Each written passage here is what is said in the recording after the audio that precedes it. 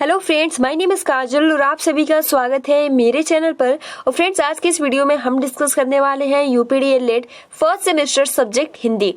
और देखो फ्रेंड्स, आज हम बिल्कुल शुरुआत से डिस्कस कर रहे हैं शॉर्ट क्वेश्चन। तो फ्रेंड्स, आप अपने प्रिपरेशन बहुत ही अच्छे ढंग से कीजिए, क्योंकि फर्स्ट सेमेस्टर में केवल और केवल क्या करना है, रिवीजन करना है। तो इसलिए हम बुक से स्टडी नहीं करवा रहे हैं, ठीक है। ये आपका सीरीज है। तो चलो फ्रेंड्स, शुरू करते हैं। अभी तक आपने वीडियो को लाइक नहीं किया है तो प्लीज गाइस वीडियो को लाइक कर दीजिए। और अगर आपके फ्रेंड्स, मित्र, भाई बहन यूपीडीएलएड फर्स्ट सेमेस्टर में है तो आप उनको ये वीडियो जरूर शेयर कीजिए, ठीक है। तो चलिए फ्रेंड्स, स्टार्ट करते हैं, जिसमें सबसे पहला जो आपका क्वेश्चन है कि हिंदी वर्णमाला में कितने अक्षर हैं, ठीक है। ठीक है, तो हिंदी वर्णमाला में कितने अक्षर या वर्ड होते हैं, तो वो होते हैं 52, ठीक है। उसके बाद देखो फ्रेंड्स, हिंदी वर्णमाला में कितने स्वर होते हैं, तो हिंदी वर्णमाला में जो स्वरों की संख्या होती है वो होती है 11, ठीक है। बहुत ही महत्वपूर्ण ये आपका पहला चैप्टर है। इससे रिलेट करके हर बारी प्रश्न पूछे जाते हैं, तो आप इसको बहुत ही अच्छे ढंग से याद कर सकते हो, ठीक है। उसके बाद देखो फ्रेंड्स, अगला जो आपका प्रश्न है कि हिंदी वर्णमाला में कितने व्यंजन है, तो हिंदी वर्णमाला में जो व्यंजनों की संख्या है वो 33 है, ठीक है। उसके बाद देखो फ्रेंड्स, फोर्थ आपका प्रश्न है कि वर्ण या अक्षर किसे कहते हैं, ठीक। तो वे है जिसको, यानी वर्ड वे है जिसको खंड खंड न किया जा सके, अखंड मूल ध्वनि ही क्या बोलते हैं, वर्ड। यानी आप कह सकते हो वर्ड किसे कहते हैं, तो जिसको, क्योंकि सबसे छोटी क्या है, वर्ड है, तो इसलिए यहाँ पे बोला जा रहा है कि जिसको हम खंड खंड यानी अलग अलग नहीं कर सकते, उसको ही हम क्या कहते हैं, वर्ड कहते हैं। यानी आप कह सकते हो अखंड मूल ध्वनि ही क्या है, वर्ड है। फिफ्थ आपका प्रश्न है कि वर्णमाला किसे कहते हैं, तो फ्रेंड्स, वर्डों के समूह को वर्णमाला कहते हैं। और आप देख सकते हो ये जितने भी क्वेश्चन है हर बारी एग्जाम में पूछे गए हैं। तो वर्णमाला किसे कहते हैं, तो वर्डों के समूह को ही हम वर्णमाला कहते हैं। प्रश्न नंबर 6 है कि ध्वनि किसे कहते हैं, तो भाषा की इकाई को ही हम ध्वनि कहते हैं। क्या, भाषा की इकाई को हम ध्वनि कहते हैं। बहुत ही महत्वपूर्ण ये प्रश्न है, ध्वनि किसे कहते हैं, भाषा की इकाई को ध्वनि कहते हैं। शॉर्टली क्वेश्चन है। उसके बाद देखो प्रश्न नंबर 7 है कि हिंदी की लिपि का क्या नाम है, तो हिंदी की लिपि का नाम है वो है देवनागरी लिपि। क्या, देवनागरी लिपि।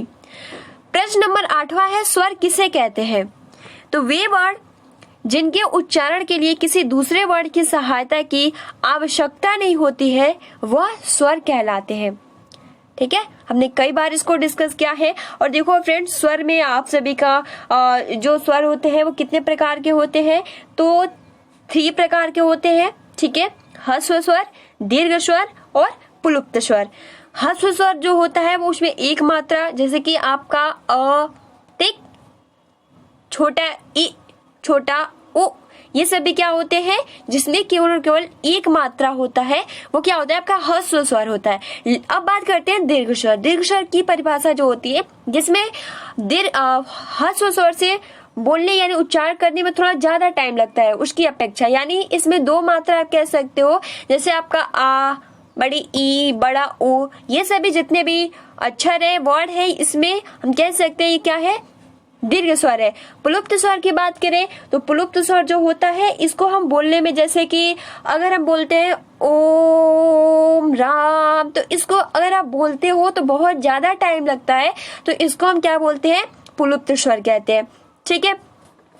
तो स्वर यहाँ पूछा है केवल और केवल स्वर का डिफिनीशन, तो वे वर्ड जिनके उच्चारण के लिए किसी भी दूसरे वर्ड की आवश्यकता नहीं पड़ती है या हम किसी दूसरे वर्ड की हेल्प नहीं लेते हैं, उसे ही हम स्वर कहते हैं।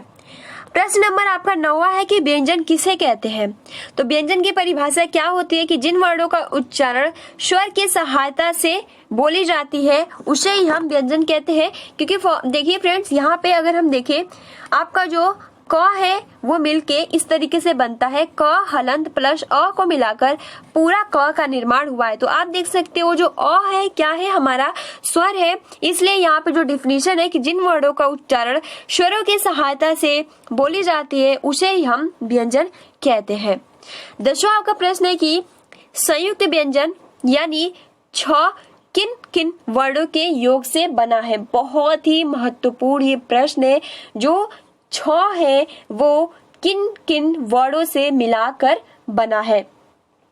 तो देखो फ्रेंड्स, इस तरीके से रिलेट करके हर बार ये प्रश्न पूछता है। जितने भी आपके संयुक्त व्यंजन है, ठीक है, आपका छ हो गया, त्र हो गया, ज्ञ हो गया, स्र हो गया, इन चारों से रिलेट करके हर बार प्रश्न पूछे जाते हैं। तो देखो फ्रेंड्स, सबसे पहले अगर हम बात करें, यहाँ पे छ जो बोला है वो किसको किसको मिलाकर बनता है, तो क हलंत प्लस खटकोर वाले श को मिलाकर पूरे छ का निर्माण होता है। बहुत ही महत्वपूर्ण ये प्रश्न है।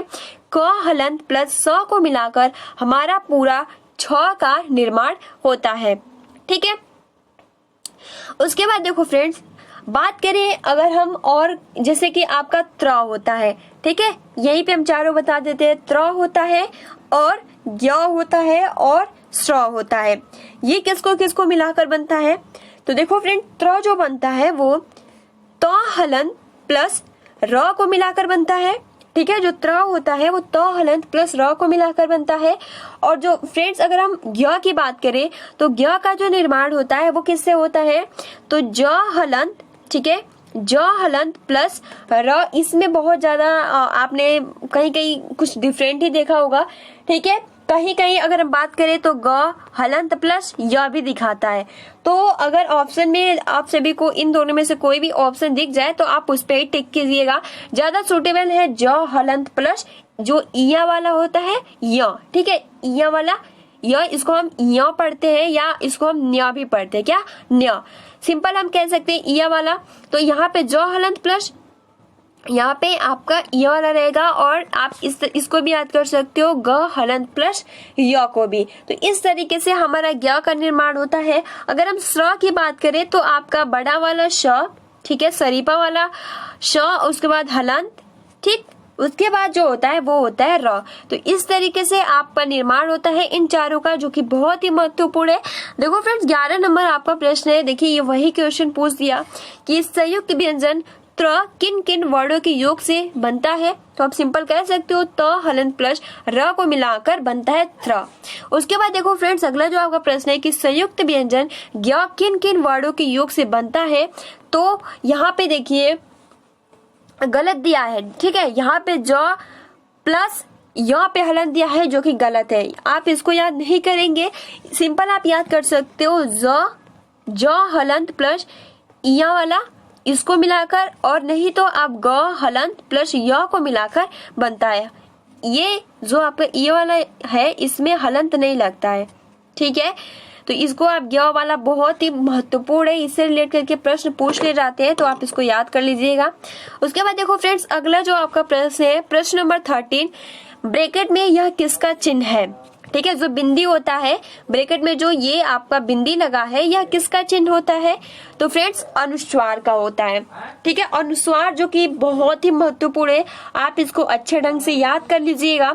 ठीक है, उसके बाद देखो अनुनासिक भी होता है। अनुनासिक व्यंजन जिन व्यंजनों के उच्चारण में वायु नासिका मार्ग से निकलती है उसे हम क्या बोलते हैं, अनुनासिक व्यंजन कहते हैं। जिसमें अनुनासिक में आपका जो आपके जैसे जितने भी लास्ट में जो 5वां वर्ड होता है, ठीक है, जैसे आपका अंगा वाला होता है, ठीक है, फिर न्य यानी जो इया वाला इसको हम न्य बोलते हैं, फिर ड होता है, फिर न होता है, फिर आपका म जो होता है, ये जितने भी 5 होते हैं क्या होते हैं, नासिका या अनुनासिक व्यंजन भी आप इसको कह सकते हो। यानी अनुनासिक व्यंजन जो होते हैं, जो नासिका से बोले जाते हैं, वो आपके 5 वर्ड आ जाते हैं। और अनुस्वार जिसमें एक बिंदी लगी होती है, ठीक है, उसको हम क्या बोलते हैं, जो एक बिंदी, उसको हम अनुस्वार बोलते हैं। ठीक है, और जिस ये आपका पूछा है कि जो इस तरीके से होता है इसको हम क्या बोलते हैं, तो इसको हम चंद्र बिंदु भी बोलते हैं। अगला जो आपका प्रश्न है कि अतिवृष्टि का विलोम बताइए। तो अतिवृष्टि का जो विलोम होता है वो होता है अनावृष्टि। ठीक है, अगला आपका प्रश्न है कि आवर्चन का विलोम बताइए। तो आवर्चन का जो विलोम होता है वो होता है प्राचीन। उसके बाद देखो 17 जो प्रश्न है, अंतरंग का विलोम क्या होता है, तो वो होता है बहिरंग। 18 नंबर प्रश्न है कि अधम का विलोम शब्द क्या है। तो फ्रेंड्स, अधम का विलोम शब्द जो होता है वो होता है उत्तम। 19 प्रश्न है कि अवलंब का विलोम शब्द क्या है। तो अवलंब का विलोम शब्द जो है वो है निरालंब। उसके बाद देखो फ्रेंड्स 20 आपका प्रश्न है कि आरोहण का विलोम शब्द क्या होगा। तो फ्रेंड्स आरोहण का विलोम शब्द जो होता है वो होता है अरोहण। ठीक, उसके बाद देखो 21 आपका प्रश्न है कि उद्धत का विलोम शब्द है। तो उद्धत का विलोम शब्द जो है वो है विनत। 21 प्रश्न है कि बार बार 21 आ गया है। कृतज्ञ का विलोम शब्द है कृतज्ञ। उत्कर्ष का विलोम शब्द है अपकर्ष। 23 है रात का तुकांत शब्द बताइए। तो रात का तुकांत शब्द जैसे बात, शात, पात, अब देख सकते हो एक जैसे ही, तो उसको हम तुकांत बोलते हैं। जैसे रात का देख सकते हो बात, सात, पात, ये सभी क्या होते हैं तुकांत शब्द हो जाते हैं। उसके बाद देखो 24 आपका प्रश्न है कि आना का तुकांत शब्द जैसे कि एक ही जैसे आना, जाना, खाना, पाना। ठीक, तो ये सभी क्या हो गए आना का तुकांत शब्द हो गए। उसके बाद देखो कल का तुकांत शब्द बताइए। जल, नल, पल, ये सभी क्या है कल का तुकांत शब्द है। क्योंकि हिंदी देखो फ्रेंड्स अगर हम बात करें कि जो आपका जो हिंदी है ना इस चैप्टर में अगर हम देखें तो पूरा जो अगर हम बात करें आधे से अधिक जो आपके सिलेबस में है वो विलोम शब्द, पर्यायवाची शब्द, तुकांत, ठीक है, समानार्थी शब्द, एक जैसे बोलने में जो उच्चारण लगता है ऐसे ही रिलेट करके ज्यादा से ज्यादा दिया है। तो फ्रेंड्स सबसे ज्यादा जो फोकस आपको करना है वो इसी पे करना है। और अगर हम बात करें हिंदी व्याकरण की तो आई थिंक 1 से 2 चैप्टर ही बच दिया है। उसके बाद अगर हम लास्ट चैप्टर की बात करें तो उसमें आपका जो किस तरीके से लिखना चाहिए इस पे मात्र 1 चैप्टर उसमें दिया है। तो इसलिए सबसे ज्यादा जो फोकस है वो आप विलोम, पर्यायवाची, तुकांत, इससे बहुत ही नंबर बनते हैं 1 या 2 नंबर। अगर याद रहेगा तो आपके आसानी से 1-2 नंबर बन सकते हैं, तो आप इसको याद कर लीजिएगा।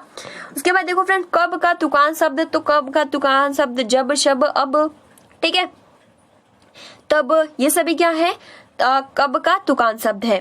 अब देखो फ्रेंड्स अगला 27 आपका प्रश्न है कि अपना का तुकांत शब्द है शपना, जपना, नपना, गपना, नपना, ये सभी क्या है अपना का तुकांत शब्द है। उसके बाद देखो 28 आपका प्रश्न है कि सीखने में ध्यान रखने योग्य बातें कौन कौन सी है।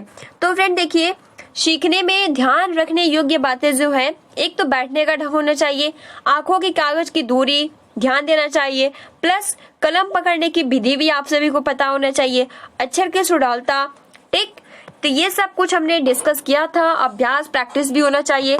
29 आपका प्रश्न है कि कृति का विलोम होगा। तो कृति का विलोम क्या होगा अपकृति। 30 आपका प्रश्न है कि खंडन का विलोम शब्द है, खंडन का विलोम शब्द है मंडन। 31 प्रश्न है कि तृष्णा का विलोम शब्द है, तो तृष्णा का विलोम शब्द है तृप्ति।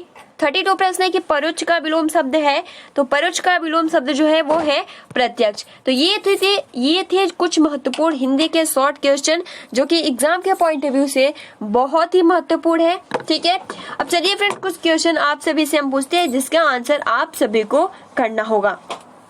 आइए शुरू करते हैं, जिसमें सबसे पहला जो आपका प्रश्न है कि उष्म व्यंजन मतलब उष्म वर्ण कौन कौन से है, ठीक, उसके बाद से अंतस्थ व्यंजन कौन कौन से हैं, उत्क्षिप्त व्यंजन कौन कौन से हैं। ये 3 क्वेश्चन का आंसर आप सभी को कमेंट्स बॉक्स में कमेंट्स करके बताने हैं। ठीक है, पहला हमने पूछा उत्क्षिप्त व्यंजन, दूसरा उष्म व्यंजन और तीसरा अंतस्थ व्यंजन। इसका आंसर आप सभी को कमेंट्स बॉक्स में करना है। तो फ्रेंड्स आज के लिए इतना ही। अभी तक आपने वीडियो को लाइक नहीं किया है तो प्लीज गाइस वीडियो को लाइक कर सकते हो और अपने फ्रेंड्स मित्रों को जरूर शेयर कीजिए। तो मिलते हैं 9 बजे वाली क्लास में जो कि 2nd सेमेस्टर की क्लास रहेगी। ठीक है, और आज इंग्लिश की क्लास रहेगी जिसमें हम शॉर्ट क्वेश्चन डिस्कस करने वाले हैं। ठीक है, और उसके बाद 10 बजे 1st सेमेस्टर का मॉक टेस्ट होगा, तो क्लास में जरूर आइए। ठीक है, ताकि आप सभी का जो प्रिपरेशन है बहुत ही अच्छे ढंग से हो सके और आप सभी का जो मार्क्स है बहुत ही बेहतरीन, आप कह सकते हो बहुत ही गुड मार्क्स आए। तो फ्रेंड्स मिलते हैं 9 बजे वाली क्लास एंड 10 बजे वाली क्लास में। ठीक, तो thanks for watching, take care and best of luck.